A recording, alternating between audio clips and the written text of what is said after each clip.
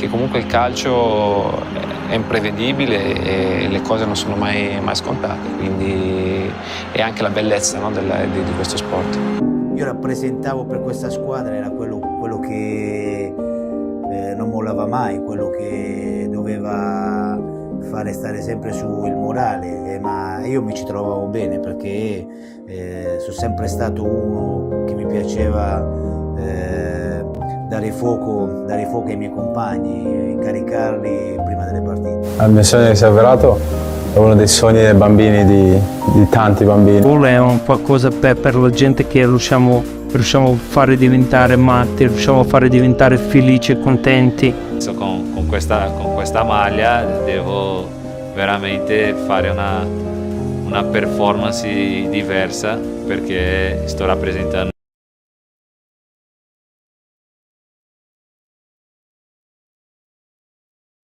Ladies, gentlemen, boys and girls, everyone in between, how's it going?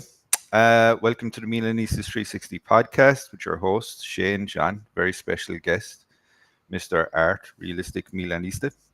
It's really good to see you guys again. It's been a couple of weeks for me. I was away doing fun stuff that doesn't involve YouTube and toxic stuff like X or any of that. So it's been quite nice to remember what real life is like. That being said, though, it's been a couple of interesting weeks, but I guess we're going to recap the last one. So, I mean, let's start with our guest, Mr. Art. How's your week been, man? Hi, Shane. I think quite kind of relaxed so far. I mean, yeah, the weather is for some reason great in UK. John knows. Yeah, it's true. Absolutely right, mate. It hasn't been raining for 3 days. Yeah, it's what we call great. Our balls don't fall off in the night because it's so cold. But there's this weird shining thing in the sky. What is amazing. That? I can actually go outside and do some work in the garden and fix motorbike and stuff without being pissed on. Art, you're absolutely right, mate. So yeah, welcome, Art, our special guest today. I'm going to call out people that I'm seeing already. So Kachavit and Kim, ciao, buonasera. So Australia's with us. Nice to see you guys. We've got a lot to cover this week. A hell of a lot. Because we've got 2 games to review, 1 game to preview, and then a general discussion where we're going to open up the lines. Don't forget, guys, to mute your mics when you're not talking. Yep. In terms of background noise. So one thing I wanted to say before we begin, because this will come as a bit of a shock, it is a bit of a shock to Lecce. One of their physiotherapists has died suddenly during training. Graziano Fiorita, 47 years old. His Lecce are not wanting to play the game. They were scheduled to play on Friday. They have not trained since Friday, so they're due to play against Atalanta. Believe it or not, his body's waiting for an autopsy tomorrow, and the players are in complete shock. As you know, physiotherapists are often a very important part of the team, so huge condolences to them. It's a bit of a rumbling story in Italy because the team don't want to play, and I'm not surprised that they don't want to play, but the league is trying to force them to play tonight, believe it or not. So yeah, I wanted to say with that because, kind of like, you need a lesson of reality. Often life has a way of showing it to you, and all the best to Lecce. At the end of the day, we're all part of one community, which is, football fans. Cool, guys. So are we ready to begin? Do you want to do Let's smash into it, man. All right. Open up the screen share. Okay, John. Good to go. All right. Okay, cool. Excellent. So quick explanation on this thumbnail. So I kind of decided on this week thinking, how do I separate new fans and Tifosi? So I'm going to say fans versus Tifosi. Hence, the Dragon versus the kids who are screaming Forza Milan this week when they're super excited and jumping up and down. There's something that's quite apt this week as well. Hulix came out and said he came out with quite a strong statement against the current ownership and basically saying, look, I feel sorry for the Tifosi and what they're having to watch. And he said, he was there for the 125th anniversary event, and he said the game was dreadful. What are the people turning up to watch these days? It's really great to see a legend take a strong stance, because we really need to hear that a bit more as we move forward. Right, but we've got so much to cover, so let's do it.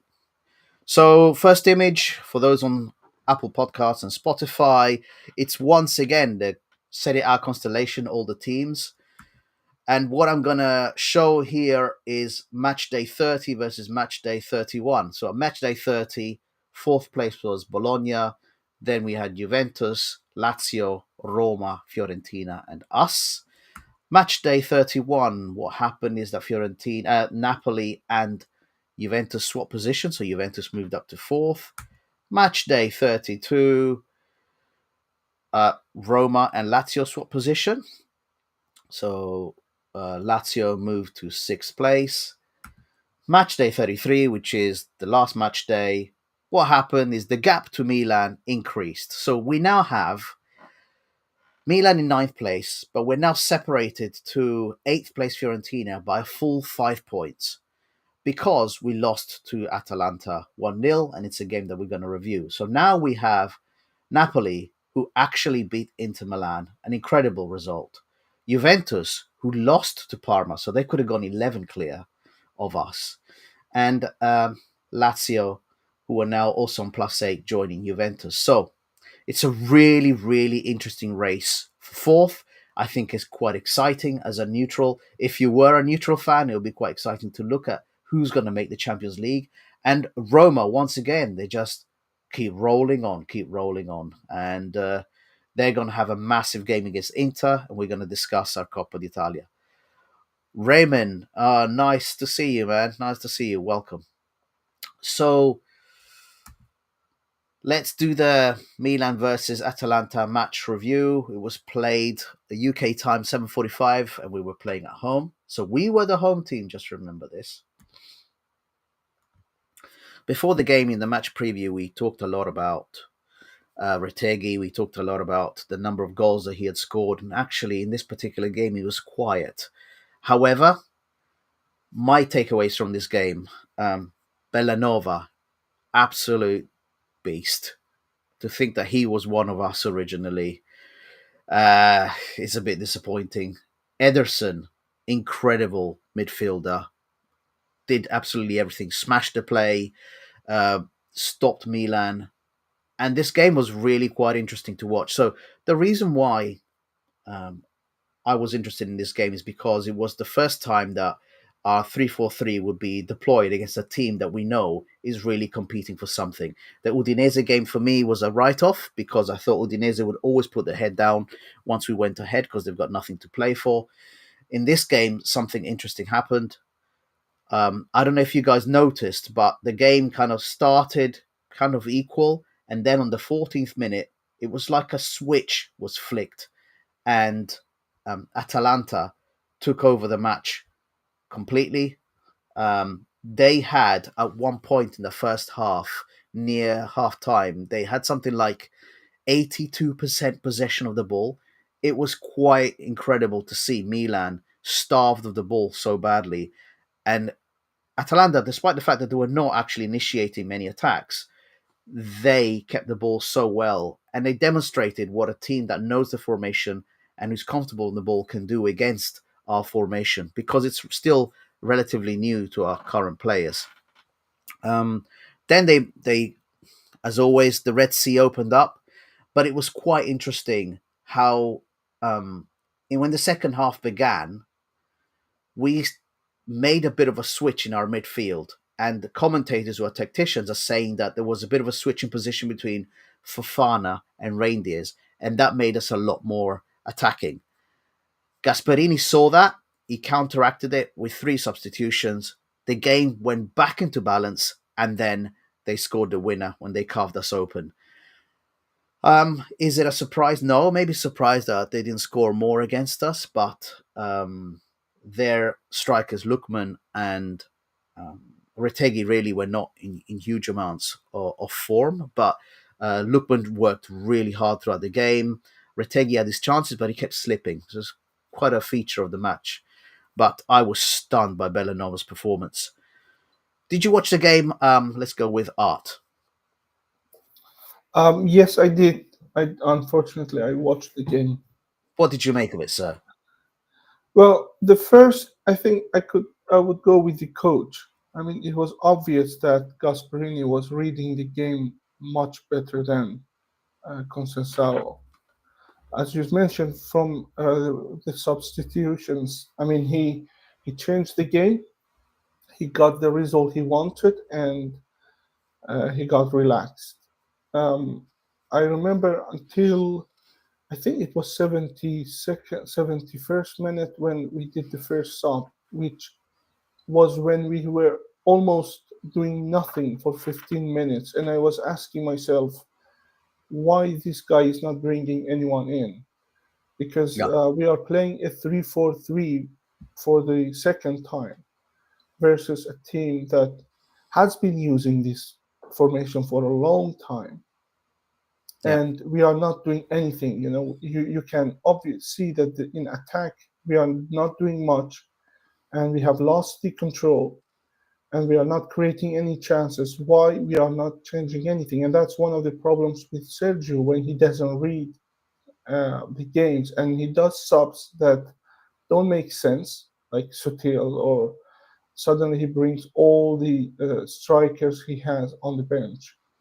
And yeah, I mean, we lost to Gasparini, not to Atalanta. Very good. I love that take. Shane, what was your take? Let's hear yours. Would you believe it, right? I had a choice. So we all have choices in life at some point, right? So Yeah. I was at home and I was like, am I going to waste my time, right? Watching this okay. bucket of shit real estate hedge fund project lose to Atalanta, or am I going to play Elder Scroll Skyrim, right? So what I did is I made a sensible decision. I popped on Skyrim for about 3 hours. Level 100 archery, by the way, right? No small Right. feat, and just zenned out. So I didn't bother my fucking ass because this team isn't worth my time. So long and short of it, didn't watch it.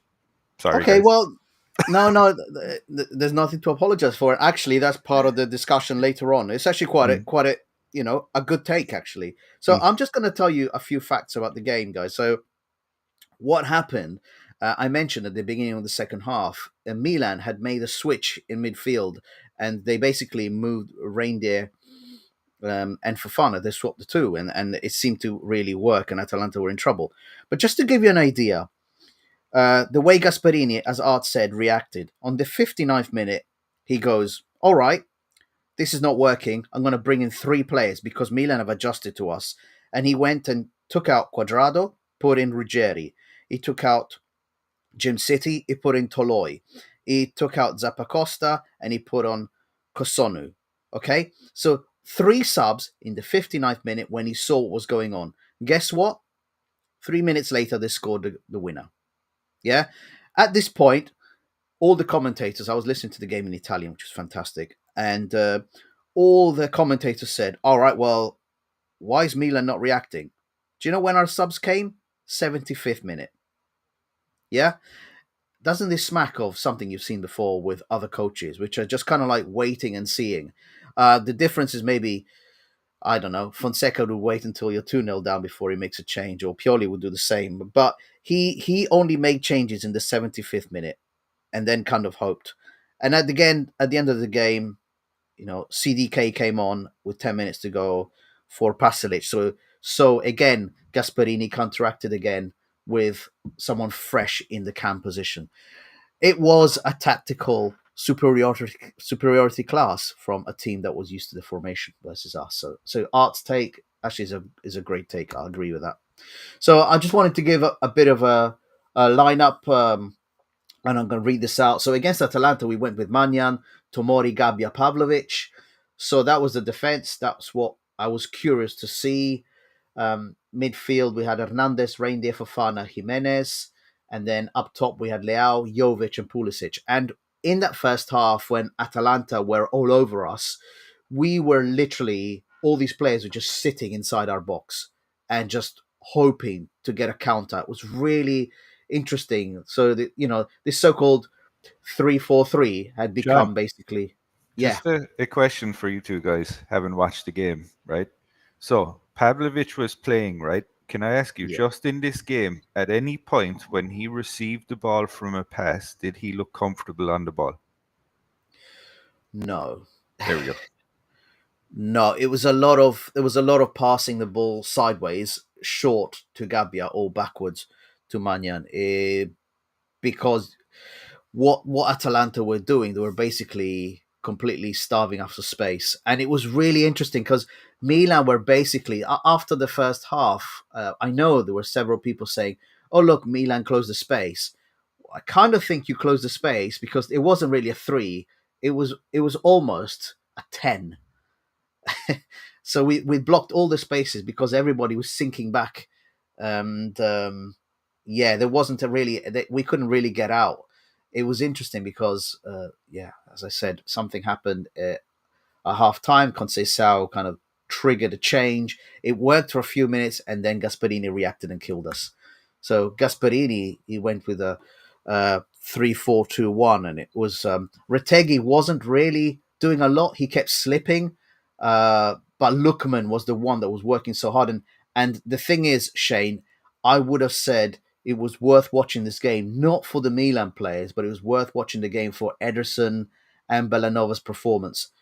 It was outstanding. Art, did you see how Bellanova, for example, he was killing Leao. He was up against Leao, and he was like sometimes he was starting from a position that was behind him and still catching him. Really impressive defender. He looks like he's got a huge future. I think Artel's dropped off. I don't see him. Has he? Yeah, Oh, yeah, okay. yeah. Well, Maybe connection issues. all right. Anyway, Okay, so yeah. Honestly, Shane, Ederson put in a magnificent performance, and Bellanova was also out of this world. So quite special two players. I haven't really watched Atalanta a huge amount this year, but I do want to see them more because I think they've got some really talented kids who are going to be sold for a lot of money. Obviously their transfer market deals are yeah. fantastic in terms of how much money they make. I'm interested to see where Gasperini ends up. I mean, there was rumors saying that he Yeah. he might end up at Roma because wherever he ends up, there's a good chance that becomes a serious project at that point. And you can imagine, like, if he goes to, let's say, Roma, after the year that they've had, where they've consolidated quite a lot and been consistent under Ranieri for the most part, right? If he then inherits that squad and starts, building in pieces like that suit his system, I mean that's a dangerous project at that point, man. Interestingly enough, we're looking at every manager except Gasperini, which is insane. But anyway. Yeah, I think Gasperini would have a huge problem with our setup. Just to say, ciao, Carmelo. Let's Talk Milan is here with us. Come stai? Kim says, crazy to think Bellanova was once in the Milan youth team. Absolutely. I think I read somewhere that he was with us for over a decade or something. He was very, very young with us or something like that. So it would have been around 03, 04, I think, if memory serves. He was, I'm sure, himself and was it Aubameyang? Aubameyang. We're in the youth squad around the same time. Hey, look, Husney's in the house. Oh, he's there. Ciao. All right, Husney. How's it going, man? Forza Starfish. Yeah, and as I said, great to watch these guys because there's a lot of talent here, and I think Italy's going to be very well served by both Retegui and Bellanova. Very excited to see them. Okay, so the league table, you can't see us. We're actually right at the bottom of this table on 51 points. There's a 5-point gap. Fiorentina on 56 points. Napoli and Inter are joint top. Bit of a discussion about Inter, Shane. They lost to Bologna. So Bologna brought themselves into fourth place. As I said, the race for fourth is really exciting. Look at the table. You've got Inter 71, Napoli 71. Atalanta, after beating us, they're not closing the door, but they're saying, we're here, we're solid. They celebrated quite hard at the end of the game because I think they realized this is a huge step towards making sure they're going to be in the Champions League.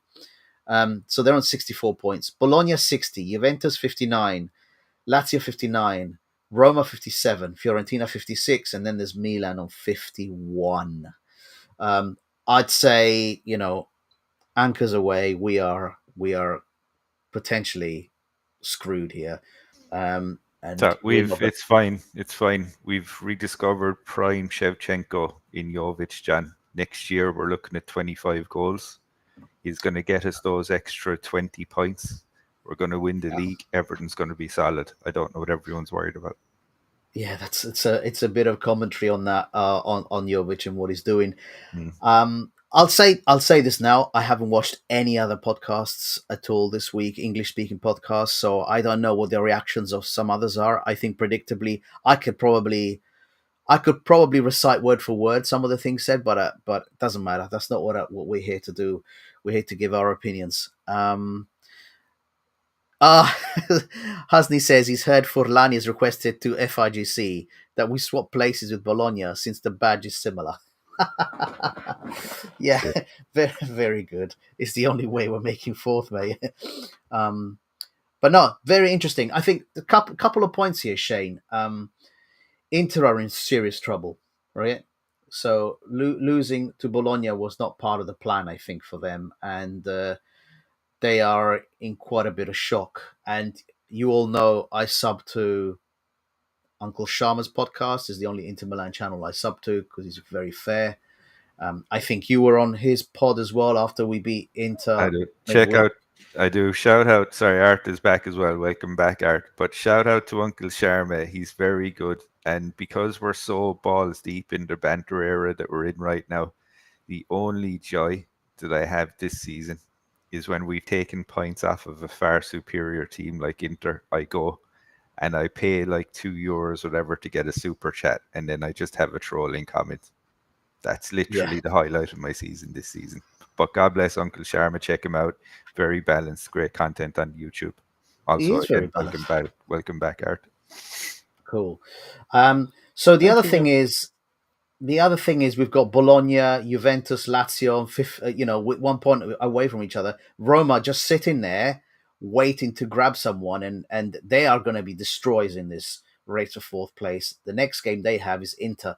So Inter fans are, I think, understandably very, very nervous that they're not going to win the league. And I think over the last week, maybe the walls are starting to crumble. Okay, so let's see here. Then we've got Fiorentina also in there now, and they continue to rumble John, on. can I say something? Yeah, go on, Art. About this Scudetto race. Mm-hmm. So I think if Conte, for any reason, doesn't win this Scudetto, he should forget about any top club anywhere at any time, because it's been carpet painted for him. There is no pressure. They're playing one game a week, and all remaining games are like a must win. The least they could do is to end up with the same points at the end of the season and do not lose any points. Just exactly what Pioli did for us in the Scudetto year. So I think if he doesn't win this Scudetto because he lost to some bullshit team, and we have to scratch him from our list of our wish list for coaching, and for that matter, he should forget about any top club. What do you think, guys? I don't know about scrapping him because I think he's better than anything we've seen. But yeah, the door is open. I'll give you that, Art. The door is completely open for him. I think Inter Milan fans know it. I think Napoli fans know it as well. As you said, the very least they can do is match Inter, so they have to go into a playoff. That's the interesting thing about this. Serie A says the rule is there will be a one-match playoff, and then the goal difference will be utilized to decide who plays at home. So right now it'll be Inter playing at home against Napoli if it finishes on equal points. But I think Inter know they're very, very nervous that their team is gassed. Just reading some comments here. But that's Hello, just Bunardi. John. That's the key thing, right? And we're going to discuss it a bit more in the Inter game as to Yeah. So the title of the podcast is Benvenuti al Banter Era 2.0, right? So why I thought that was apt is because literally, right, great result, right? If you look at just the Inter results for us this season, right, you go, this has been a good season, right? Problem is look at it in the context of the overall season. We're not even we won't even qualify for the Conference League, No. right? And so basically, right, I completely agree with what you just said, Art, though, about it's literally. I mean, the door is open for Napoli, right? Inter are completely gassed, and the reason why they're gassed though is because they've been fighting on three fronts all season. Like they're in the semi-finals of the Champions League, guys. I mean, the levels of, and I completely agree with what Carmelo said, though, is that the only thing that would compensate for this shitty season is if Inter fails on all True. fronts, and it would be fucking amazing, right? It really would be, right? But the thing is when you look at the reasons why they're gassed, it's because they're literally, and they could potentially, still win the league and possibly the Champions League. I don't think they will. I think they're too gassed now, right? I think they're But fair, yeah. I think, the levels of Shane, failure, can I just comment on them being gassed? Mm. Did you watch Barcelona last night? I didn't. I seen the highlights. Yeah. They have played, as far as I know, they have played as many games as Inter, and they didn't look tired at all because when they substituted a player, they didn't downgrade that player. They just replaced that player. And for Inter, it's absolutely the opposite. When they don't have Thuram, they downgrade Yes, to that's true. Taremi. Yes. And that's the delusion they have, that they are a ready team to win everything. That's what they should have realized months ago, to focus on one or two things, not everything. They were saying that this is the best squad of Inter of all time, which No. is an absolute delusion. No, it's not the greatest squad, but I think watching match previews, a lot of Inter fans. So again, Uncle Chalmers' channel, he was asking for youth players because he said we have to drop a competition. We shouldn't be trying to go in on three fronts because we don't have the squad for it. It is an aging squad. It is a much older squad. Barcelona have lost Lewandowski apparently for a very minimum for the first leg, might be for both legs. But I think they're still going to be able to, and they play a much more expansive style of football.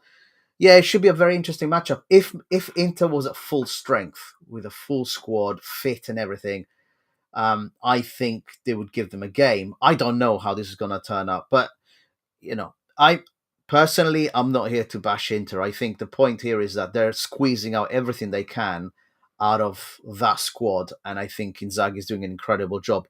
As a non-Inter fan, I would say there's a comment that came up earlier on in the week before the Coppa d'Italia, which was like a slap in the face. When Conceição said, we're a big team and big teams get to the end of competitions. That is why we're in the semi-final of the Coppa d'Italia. That, to me, I'll just let that sink in, everyone. Exactly, Shade. So I was like, no, that's not a comment that I'm going to accept as saying we're a big team because we're here. You're a big team when you go for several things, and to say they go deep in competitions is because it's the only competition you have left. And then he was very nervous after the Atalanta loss, and he said, how many managers do you know that are in that could win 2 cups? And I thought, you haven't even played Inter in the second leg, and you're talking about winning a second cup. But nevertheless, that is how it went. I think if I was an Inter fan, I would have been quite happy and satisfied, given that your owner filed for bankruptcy and you have a pile of debt and you have a very, very fragile financial status. Still on the pitch, you are one of the best. the problem begins when you have huge expectations, unrealistic expectations to win the Champions League, to win the treble. I mean, that's just pure unrealistic expectations. Otherwise, I think Inzaghi has done great. Their team still plays the most beautiful play styles, not defensive. When they attack, they are everywhere. They play like a great team. But when you expect your team to win everything, that's where the problem starts. Don't But you think? just 100% right. But just to clarify as well, guys, right? Because with all this talk about positive balance sheets and how for some reason how important that it should be to Milan fans these days, because forget about success on the pitch. What matters is that we're not going broke. There's a battle of the brokies in the Champions League semi-final. So you have No, I mean, Barcelona that are propped up on fake money, right? And then you have Inter that are basically broke as fuck, and they're in the Champions League. One of those will be in the final. no, uh, I meant like they haven't, been disappointed, or they haven't been distracted by what is going on with the ownership and management. They still keep the work up on the pitch, just like what Allegri did with Juventus. Even though he was told that he would get some point deduction, and he still made it to the top four. So it's not like ours, purely, or even Fonseca were saying that because there are so many things happening in the club, the players are distracted. Inter didn't do that. They kept playing a very beautiful game, despite everything that was going on behind the scenes. Yeah, I think the realistic Inter fans, such as the ones we know, are the ones who are basically saying, no, too many competitions. The squad cannot go in all three. But when it got to the point of, I think I'm going to read some comments here. Carmelo says the only thing, as Shane read earlier about Inter Milan going out with everything would make him feel happier. But then he says winning the Coppa d'Italia would make me happy as when I have to get up in the morning to go to work. That's a good one, Carmelo. I like his takes, man. I like his takes, man. But he says Coppa d'Italia isn't even a competition; only 4 games to win it for big teams. So that's a point of view that actually a lot of Italians share on this. It's like it's nice to be there, but actually, when you look at it, it's the minor. So you kind of say absolute most minor is the Supercoppa, and then the next minor after that is the Coppa d'Italia. It's true Milan hasn't won it in 20 years, and so people, want to make a big thing out of it. But John, Yeah, right? As in all banter eras, right? You will hear people say, "But it is a trophy." Just like the Europa Conference League is a trophy, like the Berlusconi Cup is a trophy. Hell, even like the Europa League is a trophy. Not all trophies are created equally, though. Do you see what I mean? It's yeah. like No. It is a point here. It's again another arcing back to our title about fans versus Milanisti. And you know what? Really glad that a few weeks ago we had that pod talking about Milanismo, because it seems to have kicked off a bit of a discussion in the fan base, which is really nice. It's kind of like spreading through different pods and people having this discussion regarding what Milanismo means to them. I really enjoy hearing people have those discussions. So I'm going to shout out to MLM, Max and Gino. Love your podcast, guys, and I really, I look forward to hearing more of the discussion that you're having on this topic, because it's what's happening is something we're going to discuss later on, but it is kind of making a lot of people look in the mirror and question what type of fan they are, or are you a fan or are you a Milanista, which to me is a different thing. you see this. The thing is, this is the key thing, right? And I think this is why I'm so pissed off and disappointed about this season, right? If this season came after like a few seasons of us being in mid-table, right? And let's say Redbird came in after a season or two, and it's like, oh, this is good. We might win a Coppa Italia, right? You go, okay, that's progress. But the thing is we finished second in the league last season. Yeah. So it's like, so we finished second, right? And now we're ninth. Yeah. It's like the drop off in performance. Like this Coppa Italia thing it doesn't mean anything basically, right? And it's good to see that, like, it's early days, but Conceição, it looks like that he's nailed his formation. This is what he wants to go ahead with. That's great. And I can't fault the guy because he was given a shit show and he came in mid-season, right? We get all that. Mhm. But like, you know, like ninth position, like we're better than. To be honest, I think pound for pound we're better than Napoli. Wow. I think so. I think it's just they have the luxury of, like Art kind of mentioned, right? They're playing less games, right? So they're fresher. They only have to concentrate in the Serie A, but they have, a very regimented, like, drill sergeant for a coach, right? Who gets the best out of players. And I think that's the difference. Those two are the key differences, right? But I think when you look at it pound for pound, I don't think that honestly, I think Napoli, Atalanta, Bologna, Juve, Lazio, Roma, Fiorentina, I don't think they have our squads. No, they And don't have our squad. no, I honestly, Clearly, they don't.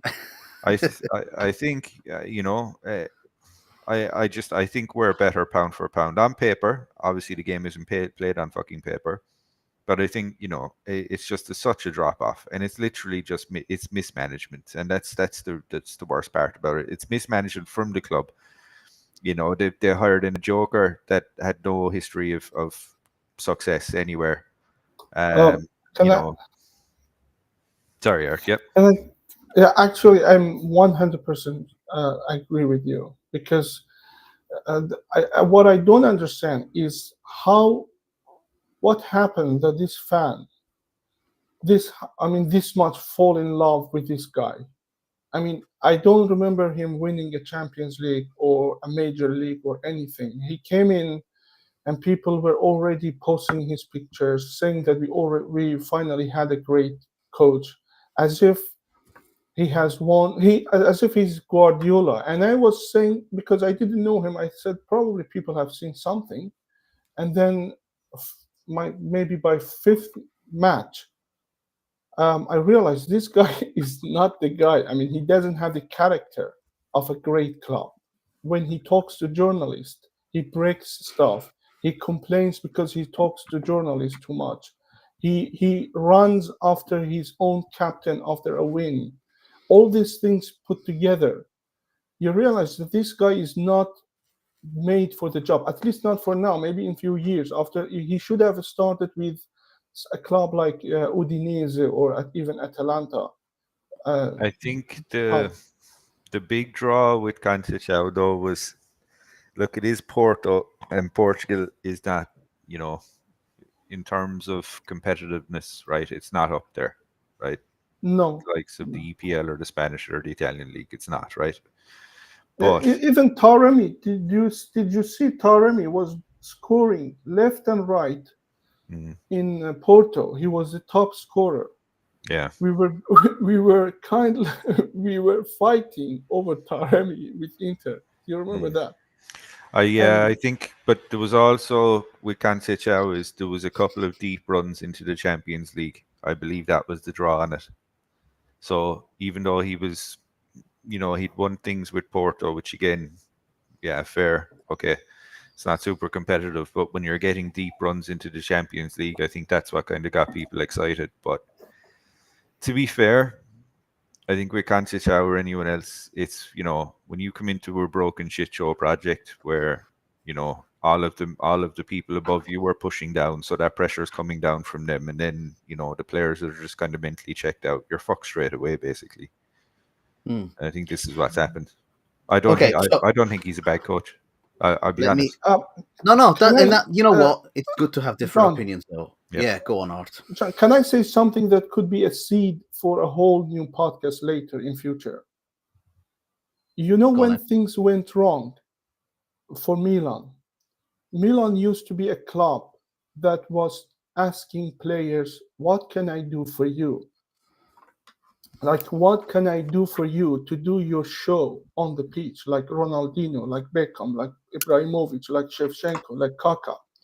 where do you want to play? How do you want to play? Because we have a galaxy of stars, and you are a star. We don't want to tell you what to do. You come join us and do your thing. We turned into a club that says, what can you do for me? Can you play left wing? Can you play right wing? Can you play as a cam? Yeah, even if you have been training all your career as a cam, I want you to play as CM, because we don't want to buy anyone in that position. Musa, And Pavlovic, are you guys definitely professional footballers? exactly. Those are the So questions we should be asking. even the coaches that we hired used to be coaches who were coaching stars, like, dealing with a bunch of players who know what they do. We went from that to bringing coaches who have their own philosophy, who have their own methodologies, like Mourinho, like this guy Fonseca, who comes in, he thinks he's a philosopher, he wants to change things, he want to train, he want to change the academic mindset of these players, reset everything. That's not what made Milan this Milan. What made Milan this Milan was bringing a coach who is calm, who can manage stars and bring players who are great in their position and who would die for their position and not do anything else. Yeah, Art, but the problem is you need to have players, first of all, that want to die for their position, that also want to die for the shirt. You don't have that right now.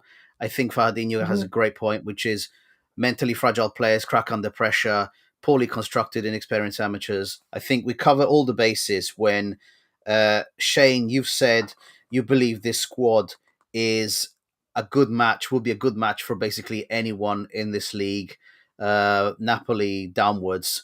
I would say to you, perhaps if we were built correctly, under the correct management and ownership, perhaps I could say you could squeeze something out of this squad. I don't think, personally, I don't think this squad is very good. I really don't think that. So, but that's my opinion. We're very different in our opinion on that. You know what I feel about what the core of this team should be. I don't think this team has it at all.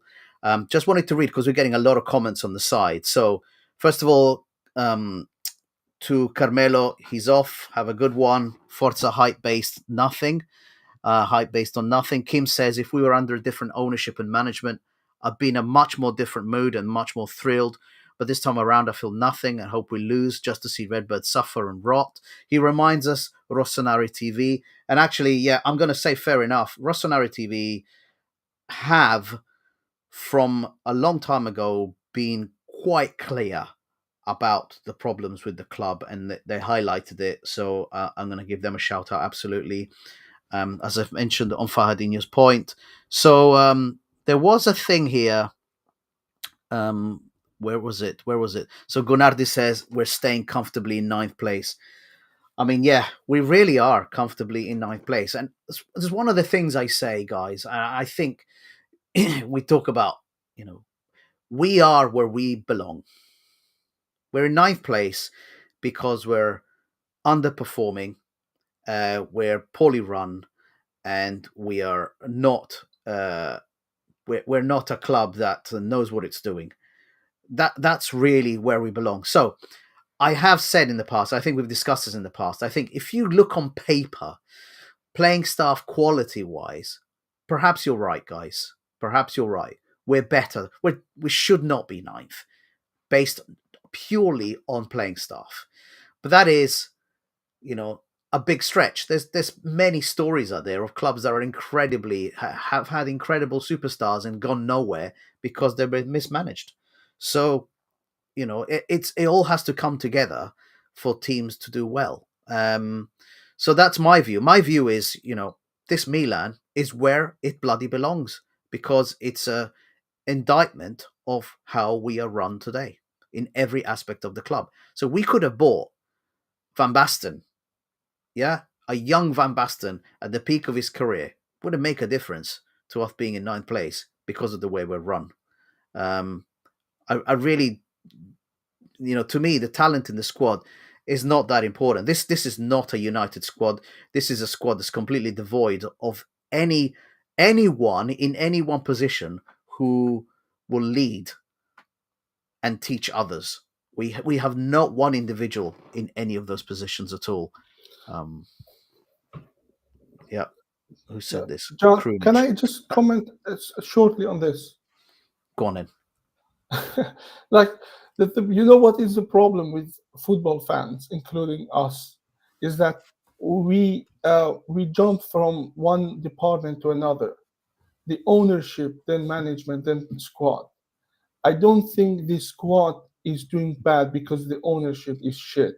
I mean, we all agree the ownership is just it's not the right project for them, and they are not the right owners for us. And I know that the management has been a mess over last 2 years, but the coach that is supported directly by fans, and the players who they have the quality, maybe not 2 or 3 of them, but they have the quality for them to underperform. It cannot be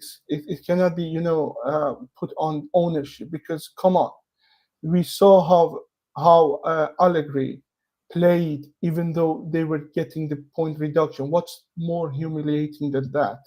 He still kept playing, not a nice game, but still kept playing, and he ended up in top 10. Look at Barcelona. They probably have the worst financial situation. They still can beat Real Madrid and win Copa del Rey. And look at Inter Milan. I mean, the ownership went to bankruptcy. What is worse than that? And they still kept the good work on the pitch. So, of course, one has something to do with the other, but staying on the pitch, we can talk for 10 days about the squad without having to mention ownership, because they brought Reinders and he has scored about 20 goals and assists this season. But why these players do not play well together as a team, that's on the coach. And it's not very difficult to change, but not when we win one game and then everyone wants Conceição to stay for 10 more years. Yeah, fair enough. I'll take your point there, Art. Any comment on that, Shane?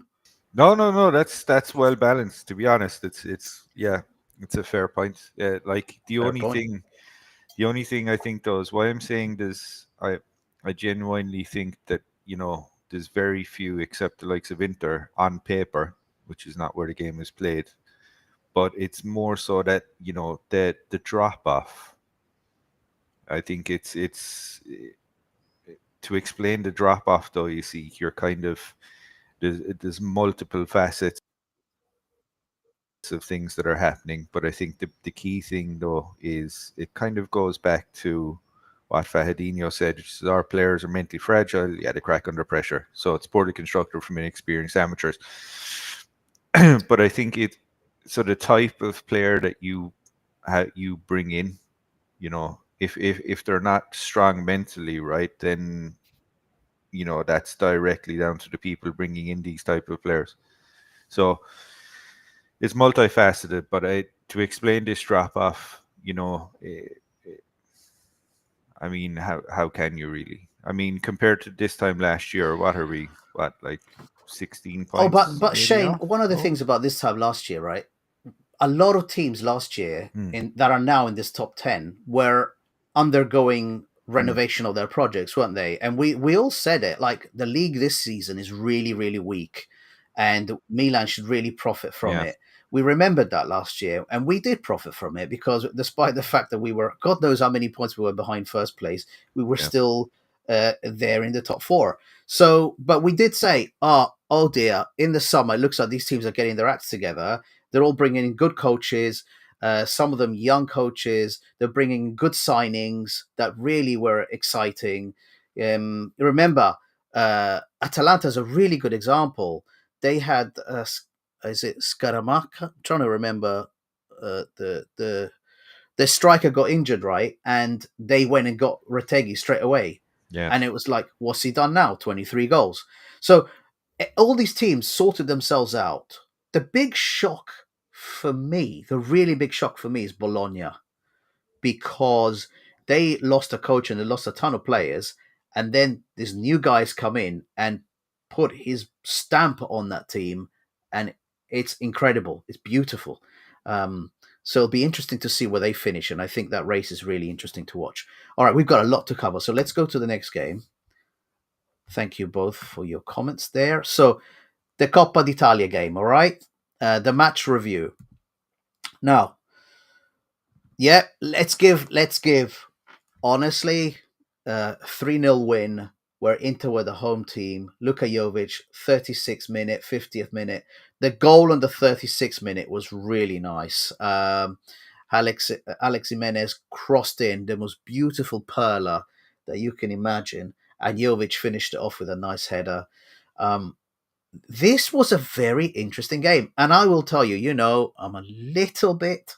I'm not a gambler, but I do place small bets here and there. And I noticed pre-game that Inter fans were very in huge disarray regarding how they wanted to approach this game.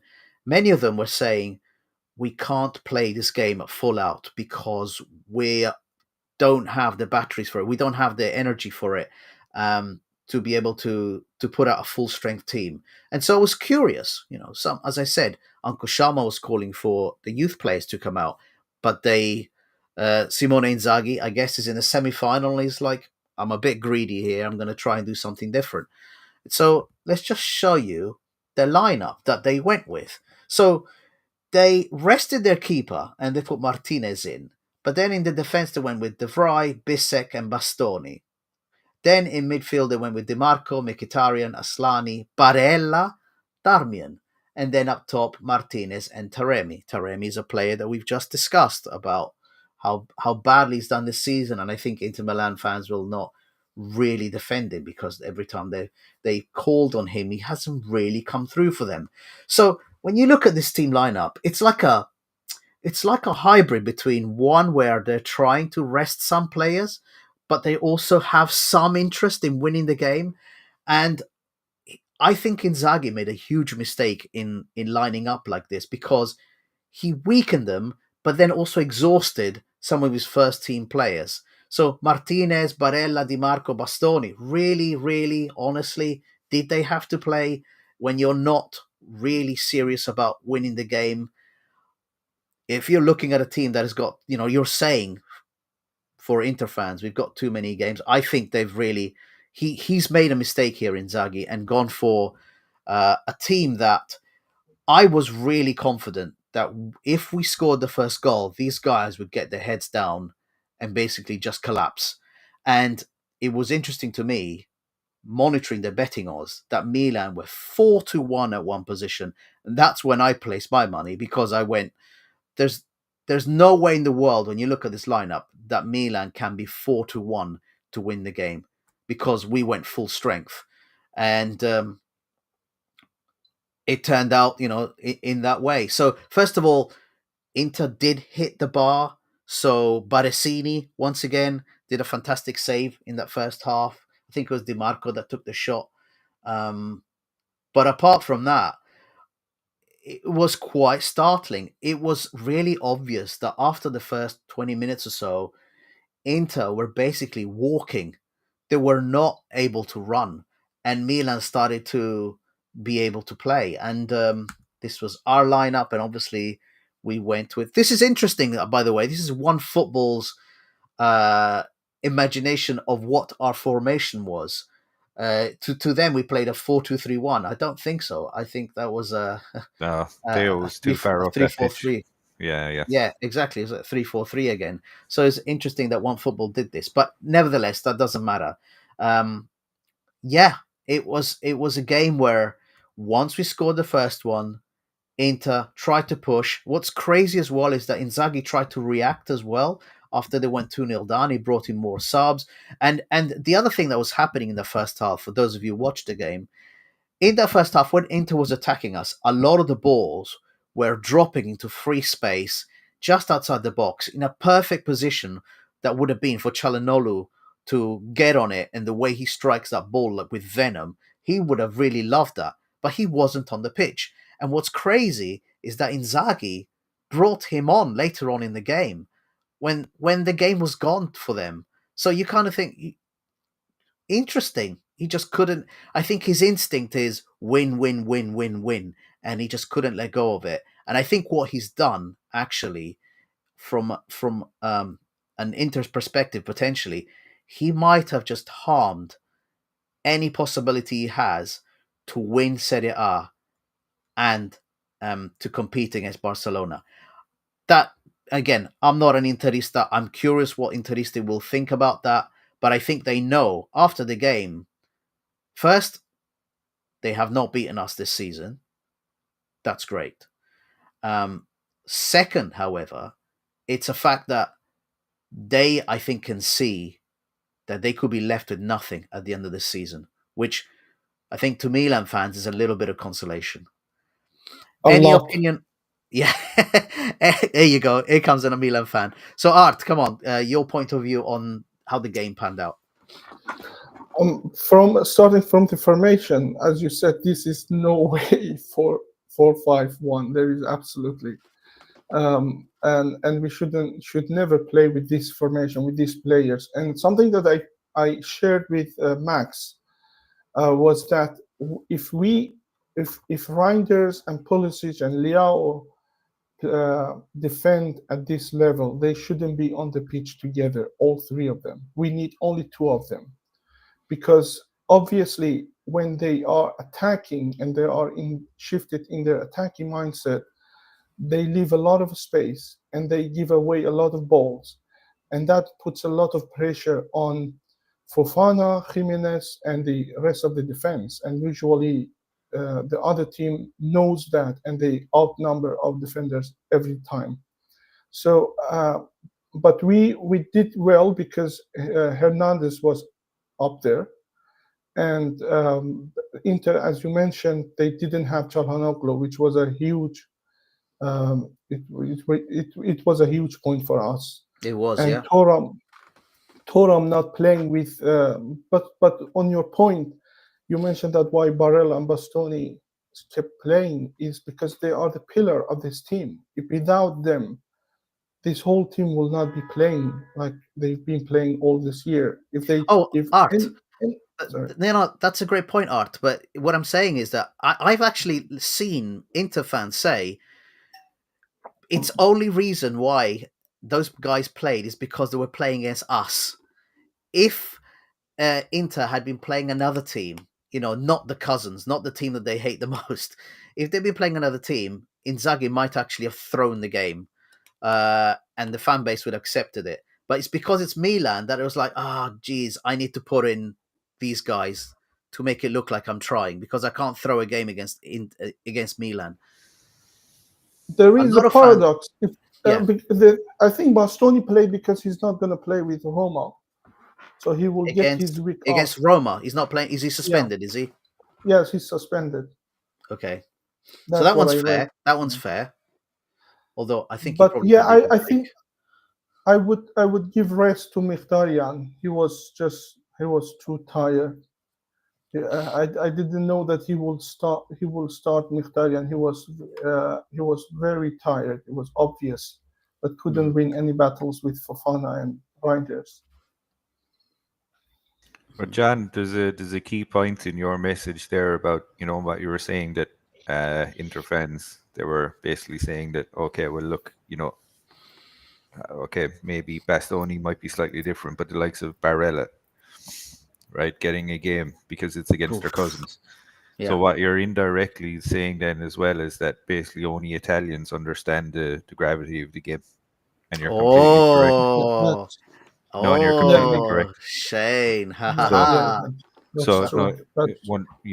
and so our alternative is put on Captain fucking McFlurry, or because they'll understand the gravity of the game, and this but that's a great point. And to be honest, I completely agree. Who do we have? We had Gabbia. That was it. We do need an Italian core. Hopefully it'll come this summer. because for games like this, we should be smashing it out the park.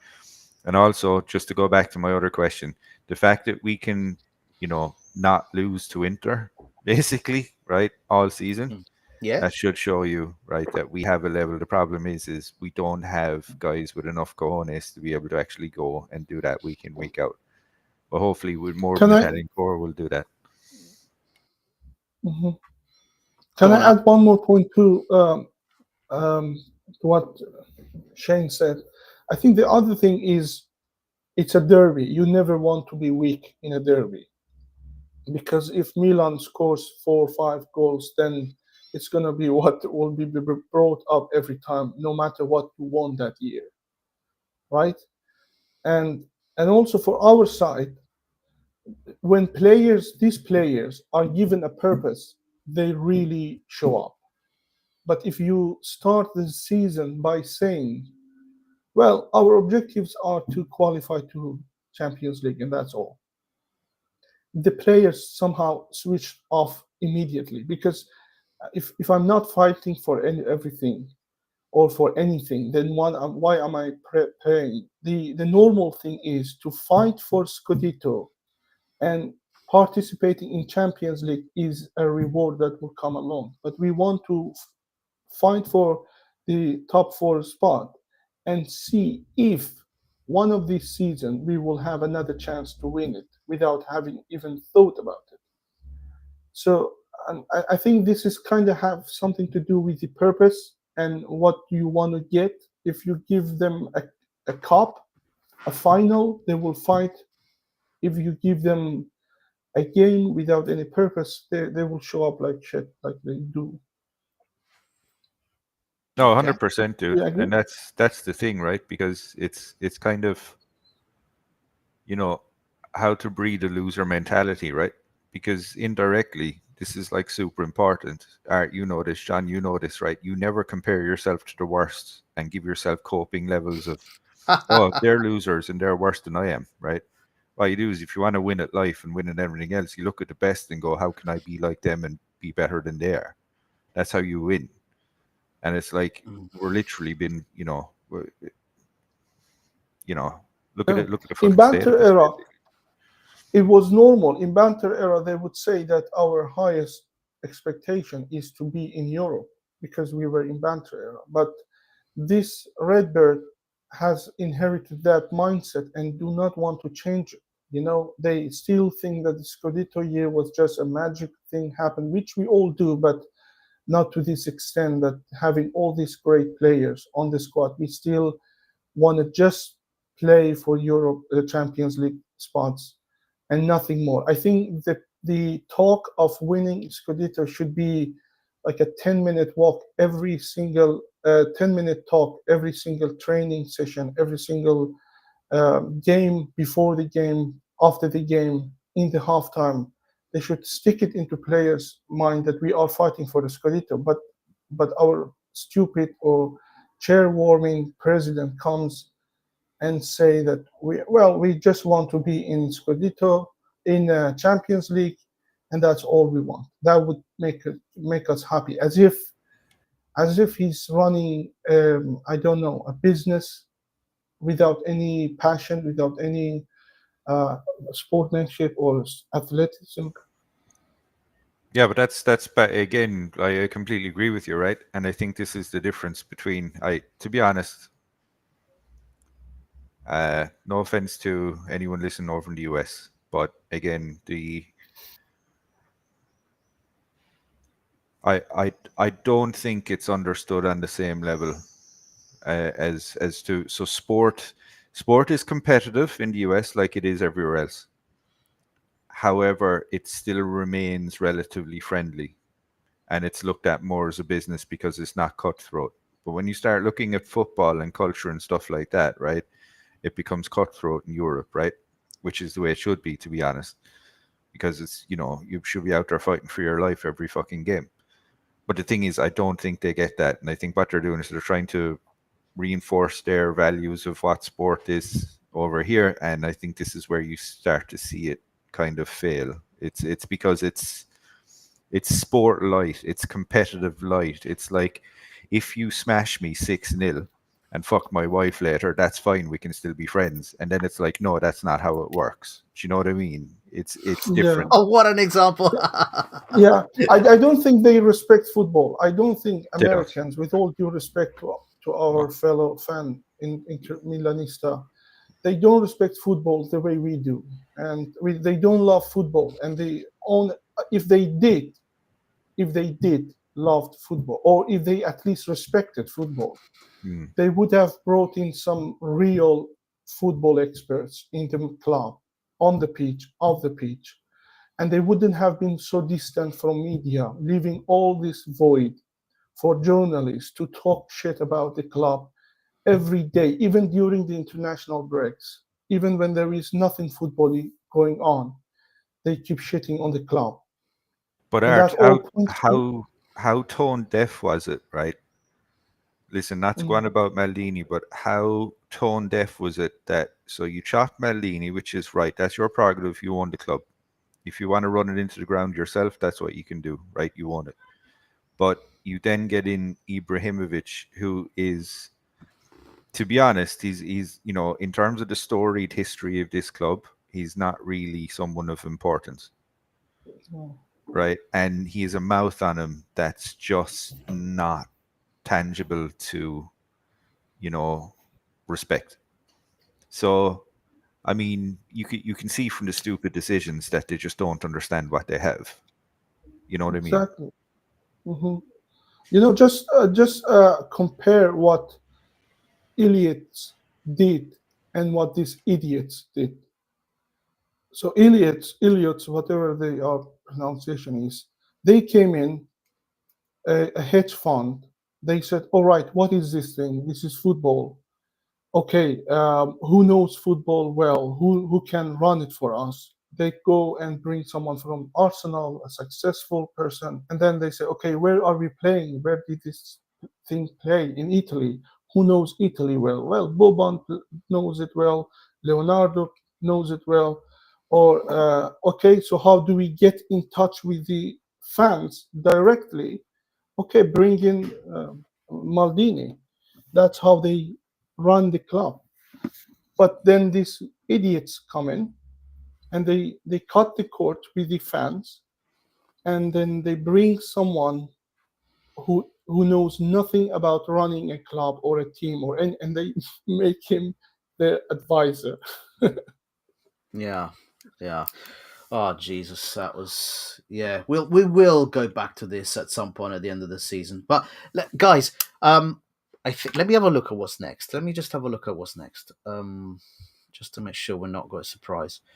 Just a quick preview against Venezia before I'd like to open up the lines, guys, if you don't mind, after this and have a discussion with anyone that wants to call in, because it's an important discussion. But just for the quick Venezia match preview. So that's the game that's being played in my time in 2 hours and 15 minutes. Well, it's everyone's time is going to be playing 2 hours, 15 minutes. It's 11:30 my time kickoff in the morning. We have to beat Venezia basically because they have a player that doesn't have a picture. That's going to be my take on this. I don't care at all about this game. It doesn't mean anything. But the lineup that is predicted is this. If you remember, against Inter, Gabbia looked like he picked up a bit of a knock, and it's going to be Chow in the center of defense. But I mean, honestly, Jovic deserves his starting position because in that last game, he really did perform very, very well for those who watched. I'm going to give him his credit. But again, this goes back to a much bigger point, which we're going to go into when we open the lines, I think. Does anyone actually care about the game against Venezia? Okay, right. Shane, could you post the link Done. on the chat? Done. Yeah, done. Well done, mate. So for anyone that wants to call in, feel free to call in now. We really want to have this discussion. So this is a section we call Noi siamo Milan, so we are Milan. And obviously I am showing you some legends, and I'm going to ask you both questions because that's actually great, Art, that you're here, because I want to hear your opinion on this as well. Because hopefully your opinion is different, so we can have more of a discussion about this. So here's my first question. when we played Inter, when we scored that first goal, the second goal, and the third goal, did you find yourself at the edge of your seat, jumping up and down and screaming, or not? So, Shane, first of all, let's start with you. No, it's impossible, right? Because you see, all of the great things about the club that I grew up and I started supporting have been torn up. Basically, there's no Italians anymore. Consistently, we always provided, it was us, Inter, Juve, for the most part, providing the backbone of the Azzurri, right? And that just doesn't happen anymore with us. We get in these guys from Belgium, France, so there's no tradition there. There's no respect, for the culture of the club. So this, me getting excited is like me getting excited over something that is not real to my core values of what I see this club as. So, it's just impossible. It's there's nothing real about it. It's completely fake. It's kind of hopeless management throwing shit at the wall and then hoping some of it sticks, and they're just not doing it properly. And I checked out a long time ago, to be honest. So in terms of joy, the only joy that I will get this season, because this is a banter era that we are in, guys, the only joy that I will get is not from this club. It'll be hopefully seeing Inter fuck it up right at the end. Right. So that it's not possible for this team to bring me joy. No. Fair. Art, tell me, what's yours? Did you feel joy? Did you feel happiness? Is Art with us? Right. So yes. Yes. Okay. So I'm a sick person, right? You're a sick person. Okay. Yeah. I have two joy in life. One when Milan wins and one when Inter lose. And derby for me is like, it's like a double joy. So when Milan wins, even if it's I was at a funeral, my uncle had died when Milan won with Inter. Everyone was at funeral and I was watching Milan and Inter, and I was the most happy person in the room because Jesus Christ. So yeah, it comes very deep. There is nothing that can change that. And as Shane said, the only thing is that goes beyond that derby alone is that at no point they could say that they've been successful even if they win the Copa, because that would only tell them that if they had played their card well, they could have won even the Scudetto, because we won with Roma, we won with Inter, and we won with Bologna, maybe top 5 best teams in the league. Mm-hmm. And we also win with Juve. So it only will show them how wrong they were about hiring coach, about everything else, about not having an SD. So basically, if you want to ask about my reaction, unfortunately, I was very happy because don't say unfortunately. This is the thing, Art. We wanted to. No, because it also makes me sad to see that we have this quality, and we are at 9th place. This is really sad to see that you won against Real Madrid in Bernabeu, and you still lose to Bologna, Atalanta, and every other team. 3 losses in a row. You still show no character, no style, no nothing. And even look at the situation that is going on with SD. I mean, this is not a club. This is a clown club. Basically, any decision takes ages. For God's sake, there are 5-6 people. Just close your eyes, pick one, and start this stupid season, the preseason preparation already, because it just doesn't make sense. But when you see them suddenly, these players, to win against a strong Inter, it gives you joy, but also it ends with the Why didn't we show up like this every single game?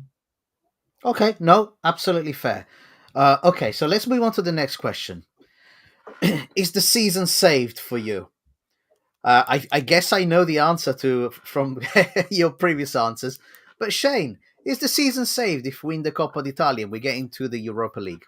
No, no, no. If anything, it just reinforces the fact that we failed, right? Because, and again, I can't go back to this enough, right? But we're living in a season where Inter have not beaten us, and we've taken points off them. We've apologies about the background noise if you guys can hear that.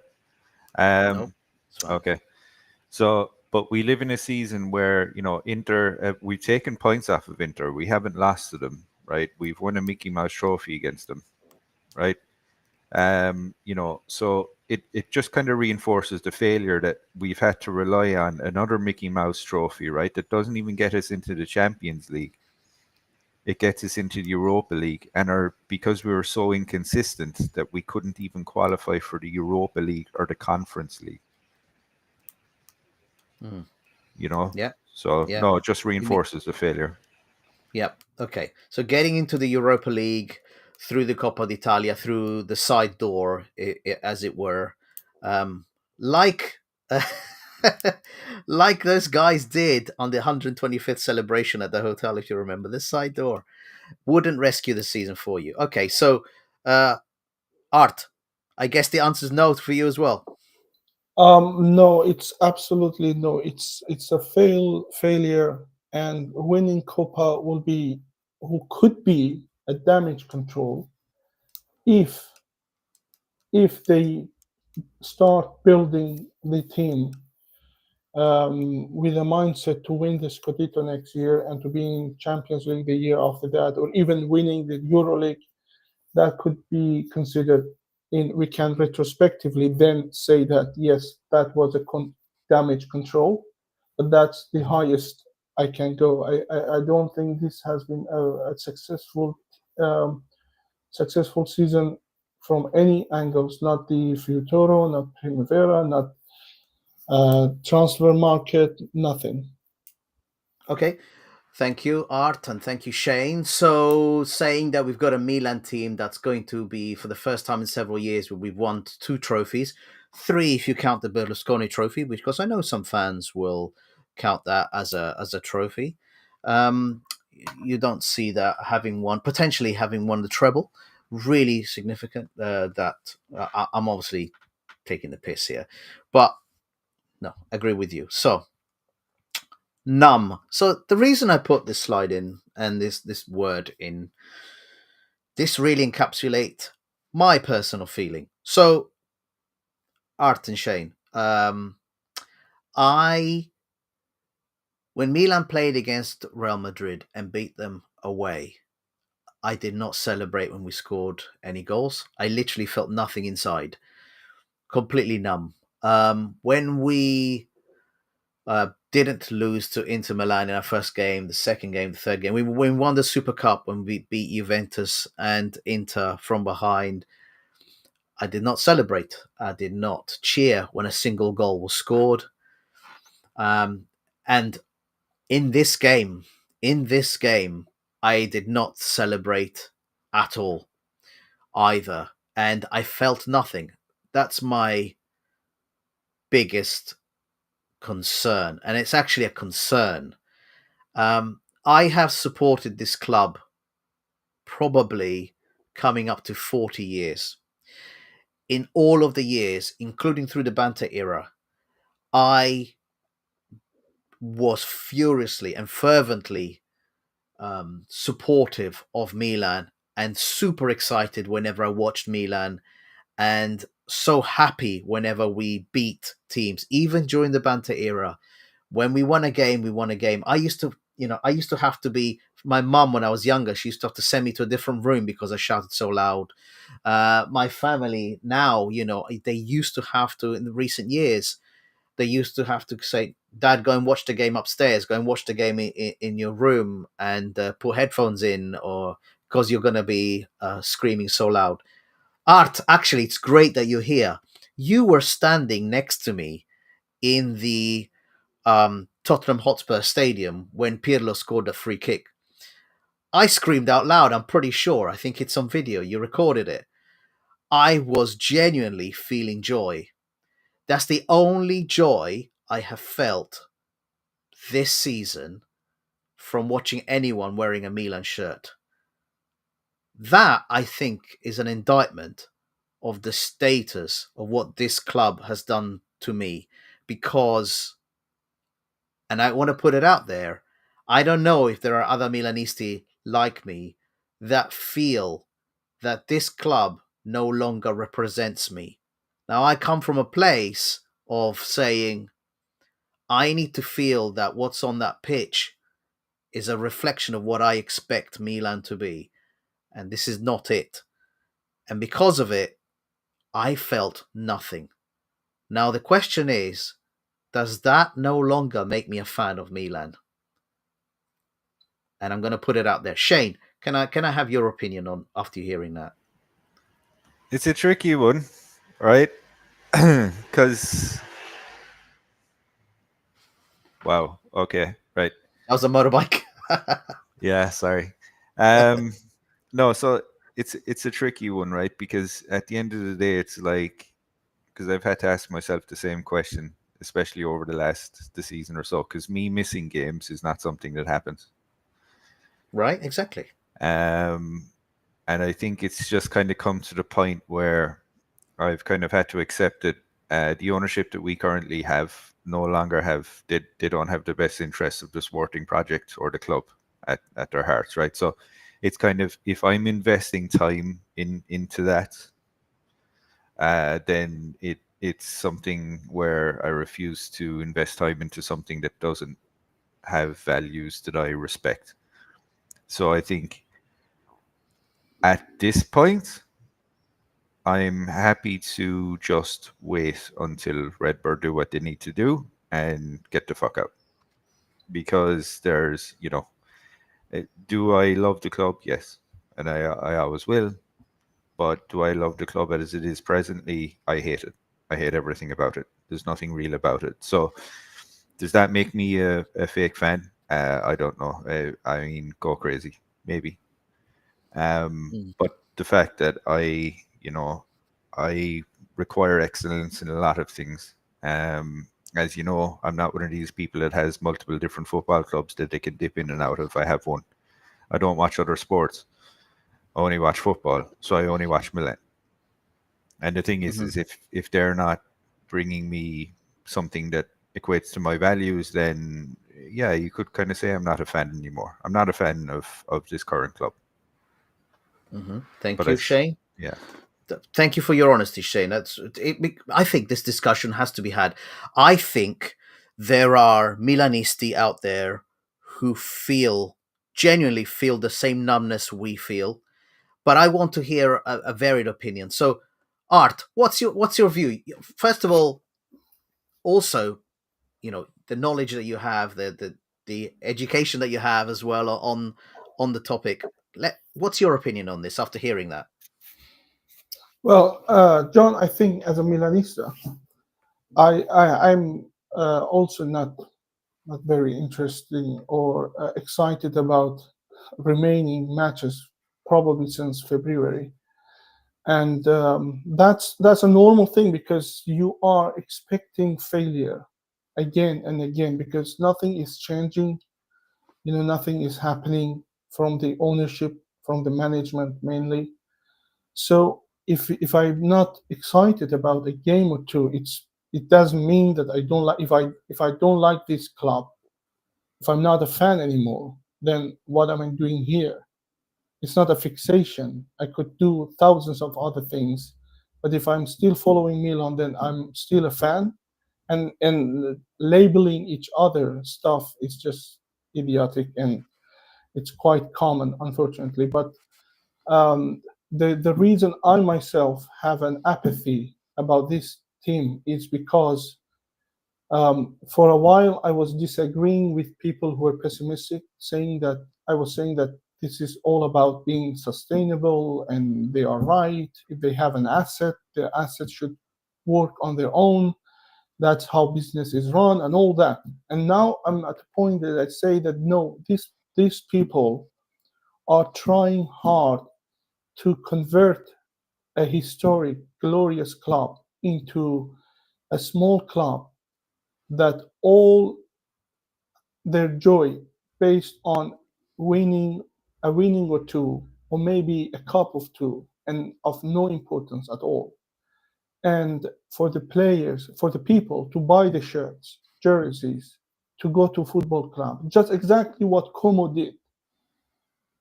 You know, Como president, he was very open. That he was saying that I want to have a club where tourists come to the city and come to watch a game, and the game has some quality to it. They are trying to do the same thing. The thing that bothers me is that this is not gonna work for Milan, and it's gonna waste many seasons before Yes. they realize that if you piss off this fan base, they will leave the San Siro empty every single game, just like they did before. It's already started Uh, happening, though. exactly, this is It's a starting to happen. yeah. And you know, the worst thing about this management, why I don't like them, is that they are absolutely absent from any media. You know, they don't talk to media after games, before championships. They don't give interviews. They don't clarify stuff like this ST thing, like the stadium. They talk once or twice a year, and journalists can say bullshit and create even more fuss in the air, and and they don't do anything because that's not what they are here for. That's why the thing that they are running is not my Milan. Is not. I would actually ask them if I could to change the name. Just change the name to whatever you want, Milan Cowboys, or whatever you want, and retire the name AC Milan. Put it on the bed. Put it on. Just say that Milan died. Okay, we are changing the name, changing even the colors, and that's it. Because what they are doing is okay. I won't deny that we have some great players, but what is the purpose if you're not fighting for a Scudetto? If it takes you months to choose a coach, to go to preseason without any players, and have 2-3 games, you know, in USA, in anywhere you go, without any players, and the players who score goals and who play, you trade them as soon as they get back to Italy. So as if you have done no preseason training, and you have chosen a coach which was at the bottom of the list, based on the quality or playing style or everything else, and Oh. every time they attach some names to Milan for any position, I look at the worst one, and I will put my money on Yeah. that one, because that's going to be the one that we're going with. And how can I still be excited about this Milan? I mean, I'm not a perfectionist. I don't think we are perfectionists. Being perfectionist here, we don't mind if we lose. We don't mind if we miss out a cup. But as long as I see the game where we are not playing the same thing over and over and over again, and we are not enjoying it, but they are enjoying it because they are making money, then we are not on the same page. Then we are not following the same thing. You know what?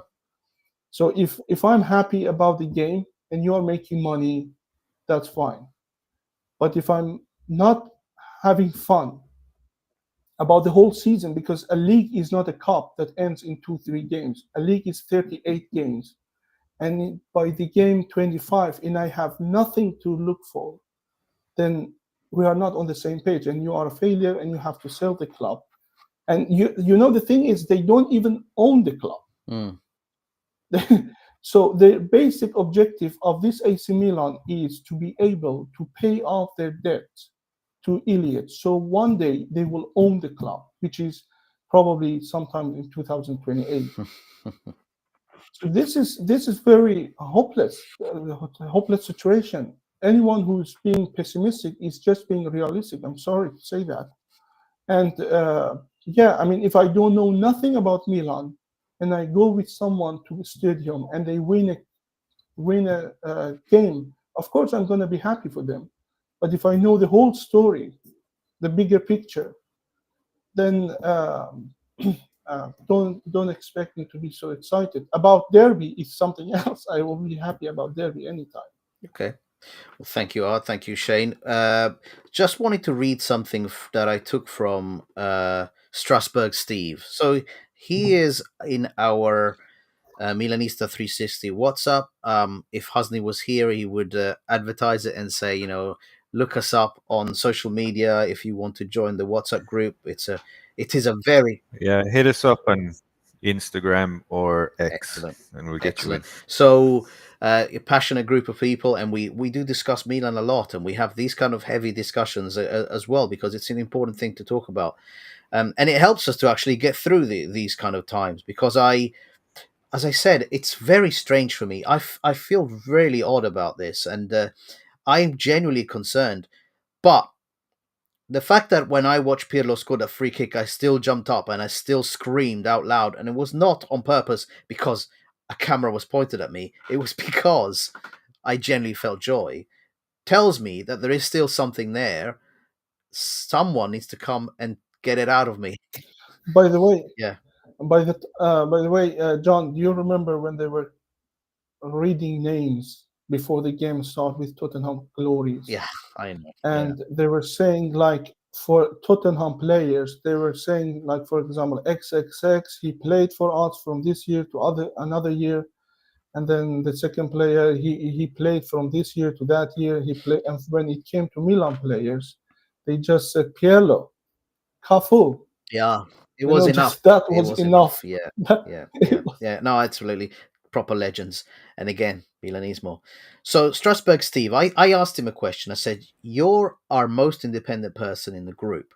What's your view on what you're seeing going on in the fan base? And so this touches on a lot of the things that we've been talking about this morning about fans versus Milanisti, people saying to each other, again, I've not watched other Milan podcasts, English speaking Milan podcasts, but I am proper sure that at some point someone has said, you're not a real fan if you were not cheering at that, and if you're not ecstatic at that, if you're saying that you're not interested in this, you're not a real fan. I'm sure people have said that to because each other. I'm sure. everyone appreciates being told how to support the club. All exactly, and we've said from day one, we've said everyone has their own view on Milanismo, has a slightly different version of it, but we've got to have a discussion about what's happening to the fan base at the moment. So Strasbourg Steve says, my view on Milan, it is a sign of a club in disarray because the ownership, who set the standards and ambitions, have not made it clear for your fans to see how serious your club is about winning. So this goes back to Art's point earlier on. Are the players told every day, you're here to win Serie A? Probably not. When you've got a president that openly says, top four is great. Anything more than that, well, it's a bit of a dream, really. So then Strasbourg says, and he goes on to talk about other clubs. And he says, same thing with Juventus. I don't know what they're trying to be. Napoli are ambitious, but dysfunctional. There's always some crazy shit going on there. It's very clear to see Inter's ambition. With Lazio, who the hell knows? And, Steve is a Lazio fan. I don't even know, and I support them, he says. With Fiorentina, Bologna, and Atalanta, I think their ambitions are clear. Smart recruitment on and off the pitch has seen them be highly competitive. AS Roma are the great unknown. The Friedkins were saved by Ranieri this season. Now it's all about getting the next manager correct. Now, as an independent person, and also someone who is very young, I think that summary of the teams in that top 10 is actually really astute. And I can't disagree with anything said. But I am genuinely concerned because how can I be a fan of so long, having watched this team in from different countries, in different languages, under different guises. I've never left this club, but yet it's not Art, to your point, it's not just from February that I've stopped. It's actually, I have felt nothing about this club probably since Pioli was hanging on for too long, and I started to see that there was no ambition and there was no indication that that first tragic step of removing Maldini was not truly because you had a vision for the club. The only vision for this club is please be in profit at the end of the year. Don't care if it's sporting, don't care if it's anything else. And that just doesn't correlate with what I know Milan to be. And it doesn't so much hurt me. It's so strange to tune into a Milan derby, to see us demolish Inter Milan, to see a player in Jovic, put in a great performance and literally feel absolutely nothing. The concern for me is I don't know if this can be rescued. And I think Steve has it absolutely correct. This club has no ambition. So winning the Coppa d'Italia means nothing to me. It means nothing because we're going to finish in the lowest league position probably since even Yong Hong Lee was here, which demonstrates to you with far greater bankrolling how much this team has been demolished from the top down. But John, I mean, John, Yeah. Sorry, Shane, Okay. just to add one little point to what John said. I mean, I think Jerry has given up on Milan way before you. Yeah. Yeah, he hasn't been in Milan since when? So if you own a club, a football club, the most exciting, entertaining business of all time, if you don't go watch your team play, what that means, either he comes in a disguise or he literally doesn't care anymore. So if he's not excited about it, to go sit and have a beer and watch your own team play, Yeah. if he doesn't have that enough excitement, why would you have? I mean, that exactly you are fighting for nothing. Shane. So last night, right? I know we kind of briefly discussed it. So the Copa del Rey final was on last night. So you had Barcelona, Real Madrid. So Barcelona won it, right? So there was fans on the street celebrating at about 11:30, 12 o'clock last night, right? Which was cool. Now, the thing is, you can ask those fans what they give a shit about in terms of the financial side of the club, and none of them will say, "Oh, we're worried about the balance sheets." Yeah. Right. So we mentioned this 2, maybe 3 years ago when when Redbird first came in, and they were being tight with things. And we did say that it was like, what we don't want to happen is we don't want an owner that has a carrot and stick approach.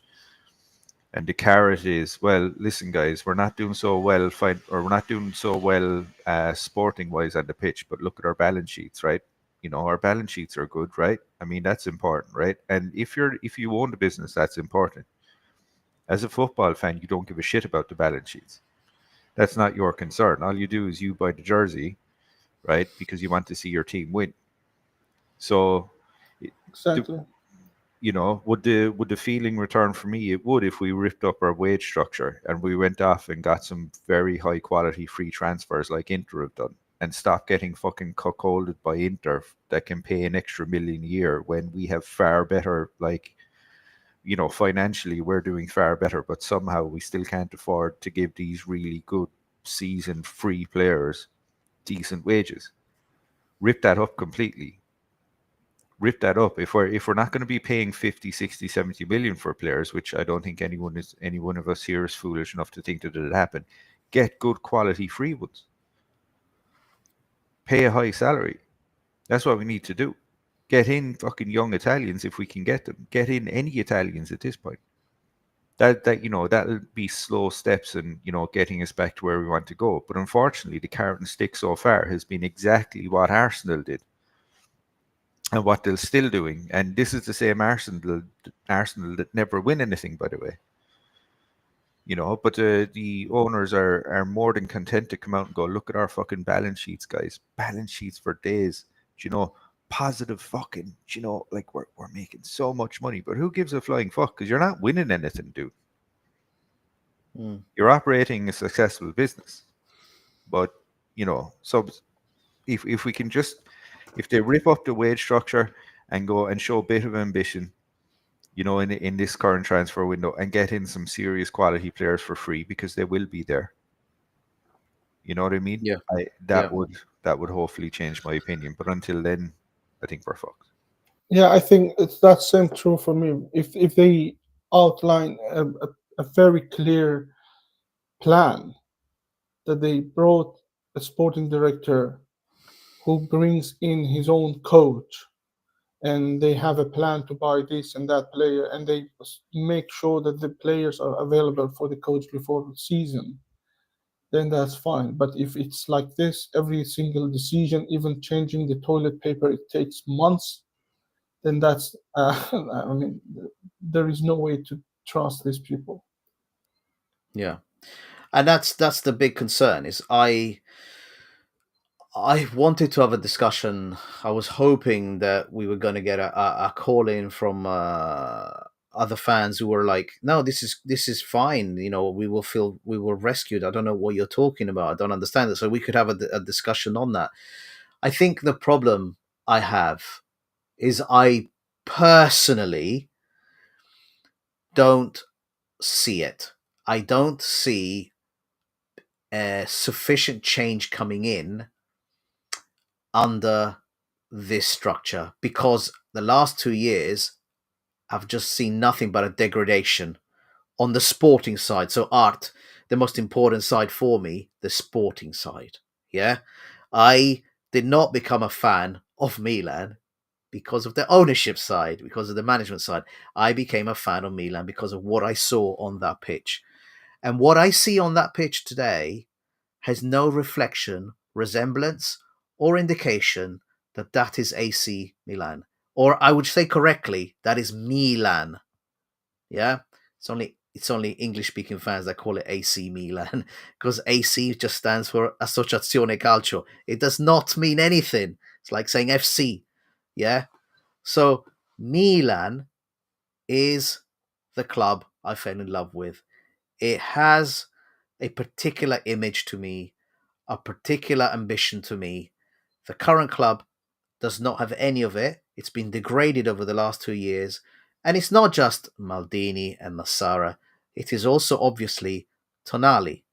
I these days get more joy from watching Tonali score a goal for Newcastle than I do from watching us beat Inter.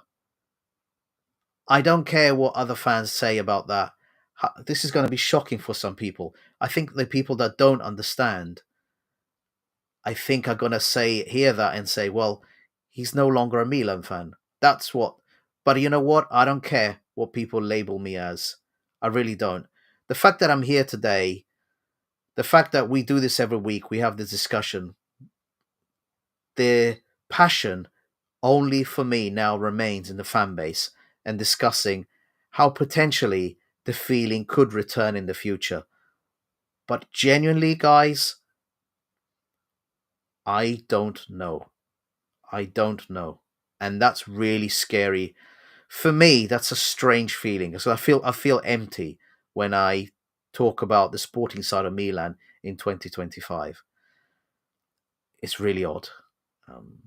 Any closing comments, guys? So Art, thank you for joining us today. So any closing comments on the big discussion we've had today? Thank you for having me. It's a great place to talk, because you don't have to be positive all the time when things are shit show. And yeah, I think I would like to see, first of all, to appoint a sporting director as soon as possible. I don't care who, I don't care how, just announce something so that person will start work and bring the coach and plan for the mercato on the sporting side, of course.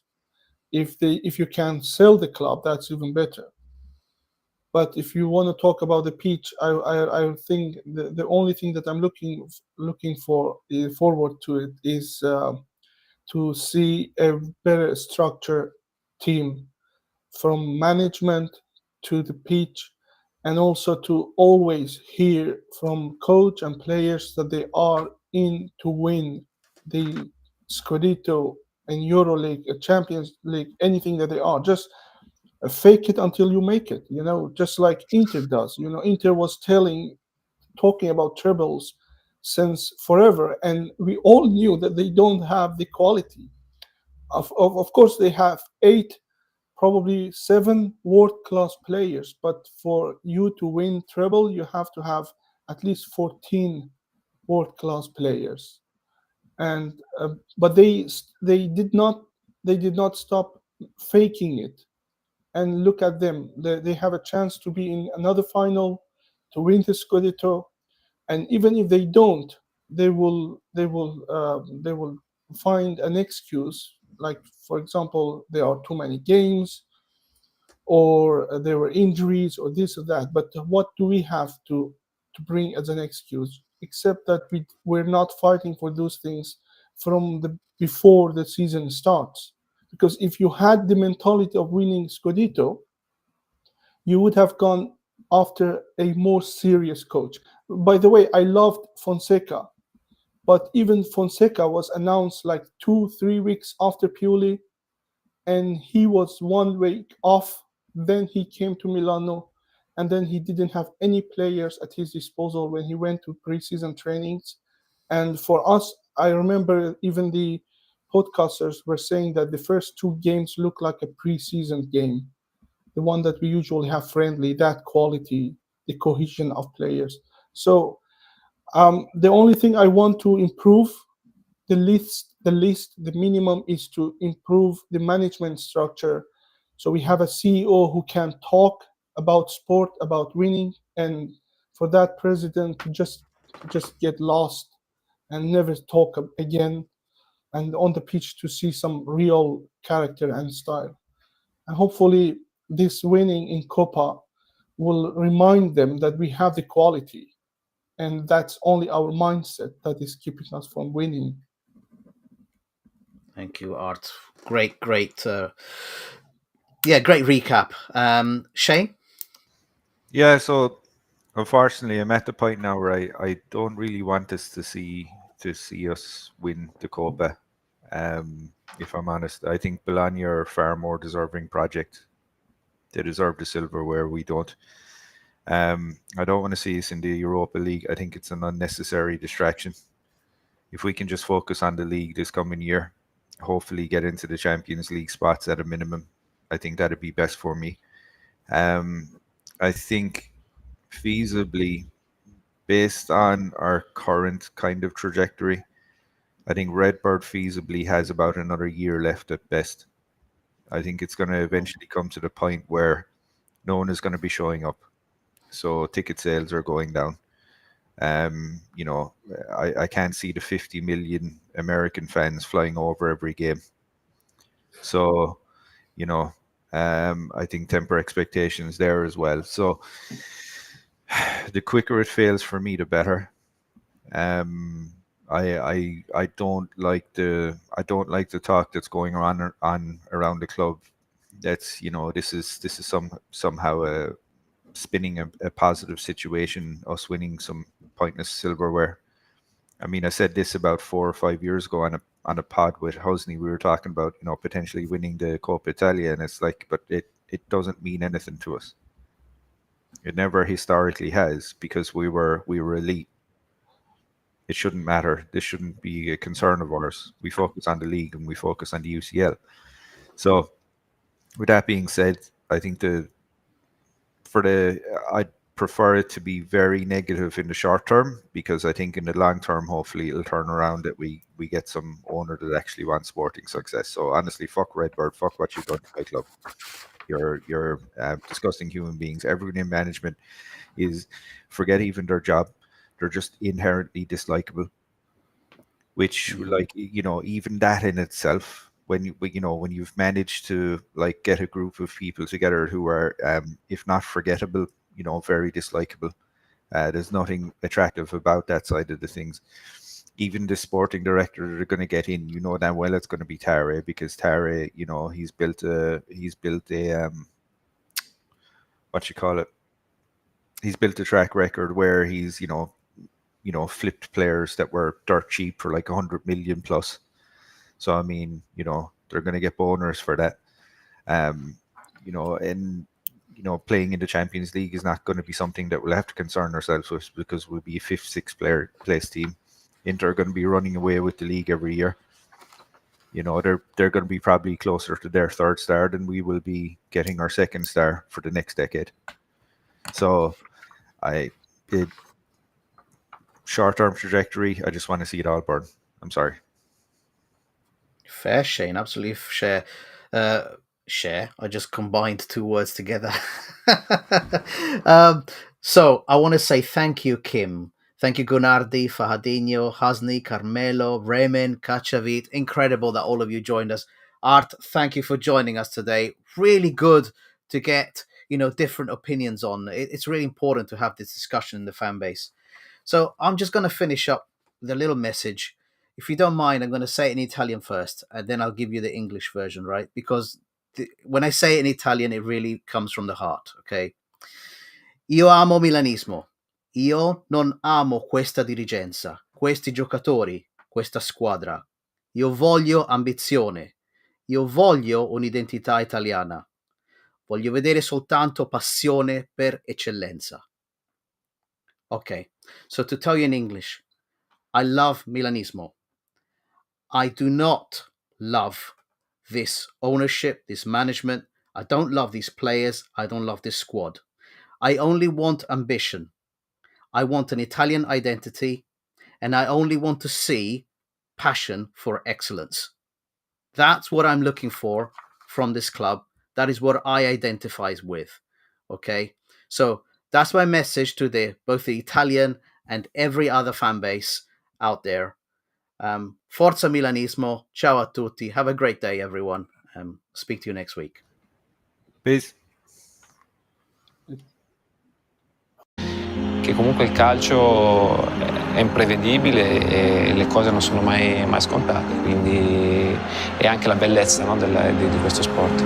Io rappresentavo per questa squadra, era quello che non mollava mai, quello che doveva fare stare sempre su il morale, ma io mi ci trovavo bene, perché sono sempre stato uno che mi piaceva dare fuoco ai miei compagni, incaricarli prima delle partite. Il mio sogno che si è avverato è uno dei sogni dei bambini, di tanti bambini. Gol è un qualcosa per la gente che riusciamo a fare diventare matti, riusciamo a fare diventare felici e contenti. Con questa maglia devo